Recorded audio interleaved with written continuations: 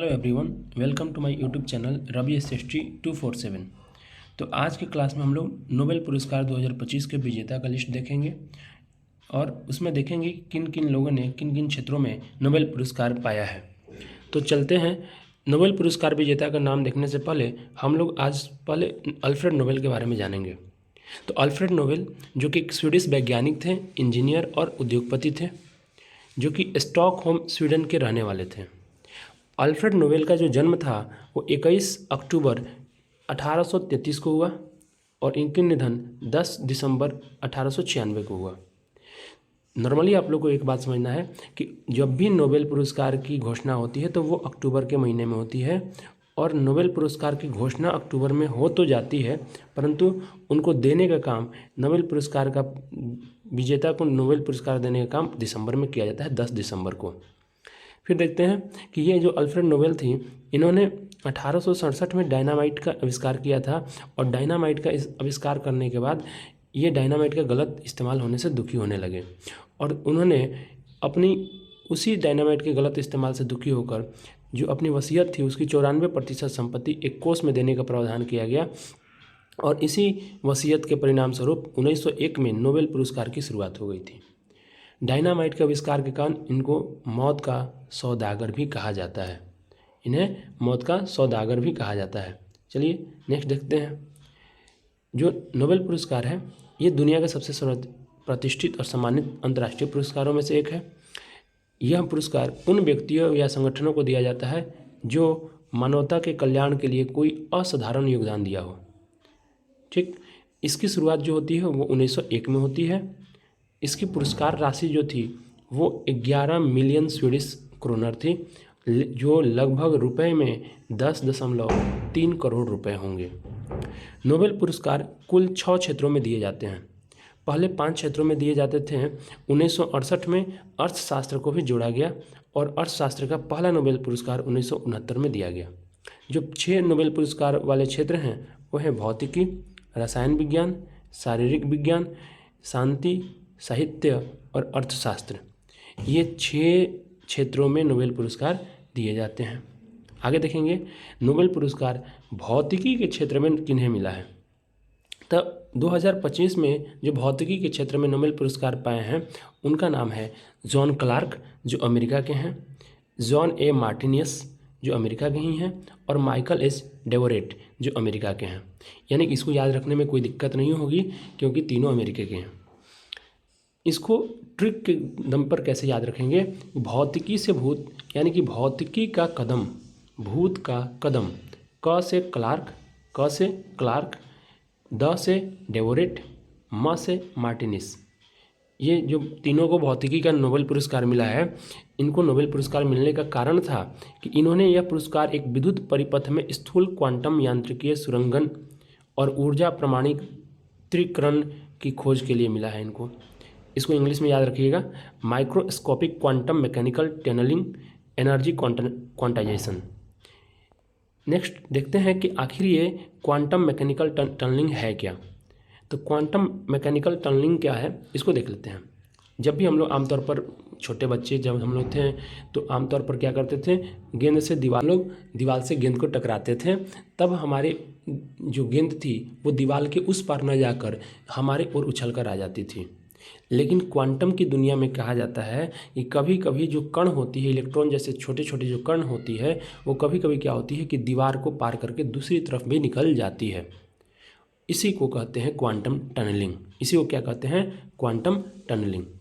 ये नॉर्मली भौतिकी में नहीं होती है, बट क्वांटम की दुनिया में ये संभव है और इसी कारण से, इसी खोज के कारण इन तीनों को भौतिकी का नोबेल पुरस्कार मिला।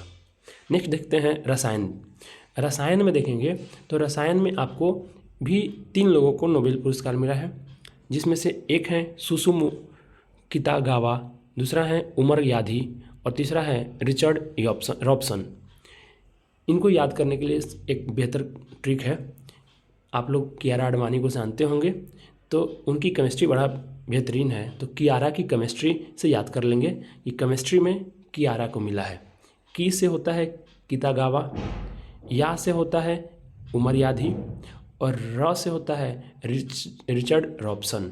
तो कियारा की केमिस्ट्री से रसायन का नोबेल पुरस्कार 2025 को याद कर सकते हैं। आखिर इन्हें क्यों मिला, इनका कारण क्या था नोबेल पुरस्कार मिलने का? तो सबसे पहले देखेंगे, इन्होंने धातु कार्बनिक ढांचे के विकास के लिए काम किया था और उसी कारण इन्हें नोबेल का पुरस्कार मिला। ये धातु कार्बनिक ढांचा क्या है? तो धातु कार्बनिक ढांचा एक तरह के स्पंज जैसे पदार्थ होते हैं जिनके अंदर बहुत छोटे छोटे छेद या खाली जगह होती हैं। इन पदार्थों का इस्तेमाल बहुत जगह किया जाता है, जैसे हाइड्रोजन या मीथेन गैस को सुरक्षित रखने में या दवाओं को शरीर के अंदर सही जगह पहुंचाने में। तो इनका योगदान भी बहुत महत्वपूर्ण था, जिसके कारण इन्हें केमिस्ट्री में नोबेल पुरस्कार मिला। आगे देखते हैं मेडिसिन का, यानी कि हम लोग बायो में देखेंगे तो इनमें भी 3 लोगों को मिला है 2025 का नोबेल पुरस्कार, जिसमें सबसे पहली हैं मैरी ई ब्रेका, सिमोन साकागुची और फ्रेड रामसिडल। तो ये 3 लोगों को क्या मिला है?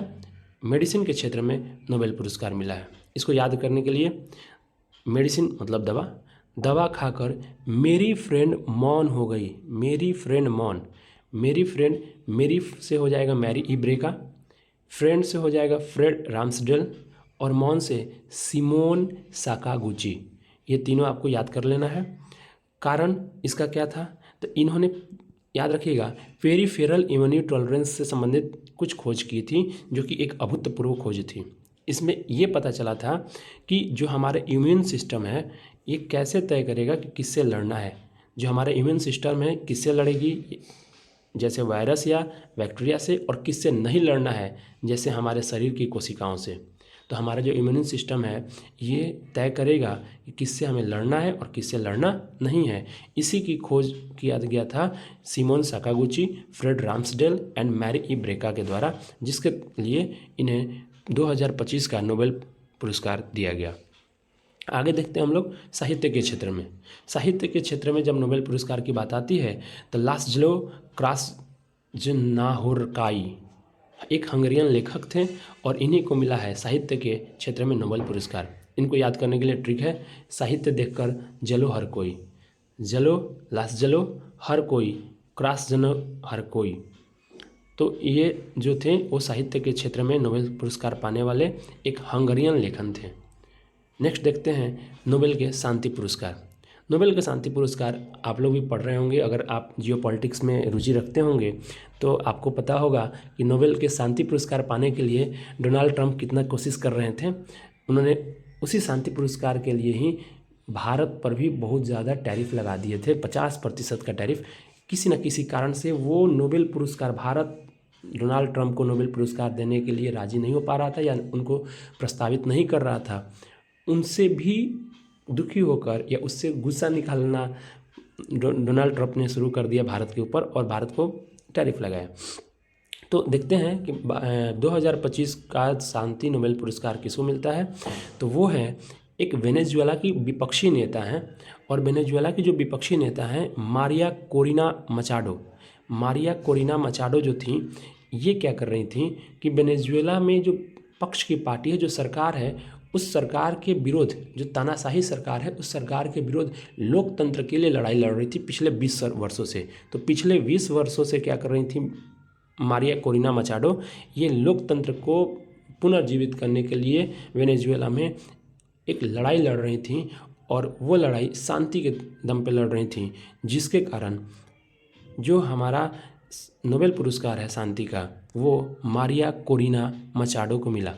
और आप लोगों को पता होगा कि जैसे ही शांति का नोबेल पुरस्कार अनाउंस्ड हुआ, डोनाल्ड ट्रंप ने एक ट्वीट किया था, और उसके बाद चाइना के ऊपर भी डोनाल्ड ट्रंप ने 100 और 120% टैरिफ लगाने की घोषणा कर दी है। नेक्स्ट देखते हैं। तो चलिए, एक और पुरस्कार होता है अर्थशास्त्र। अभी तक जब तक वीडियो बना रहे हैं तब तक अर्थशास्त्र के लिए नोबेल पुरस्कार नहीं मिला है। जब भी मिलेगा मैं आपको वीडियो बनाकर अपडेट कर दूंगा। Thank you for watching. Like, subscribe and comment.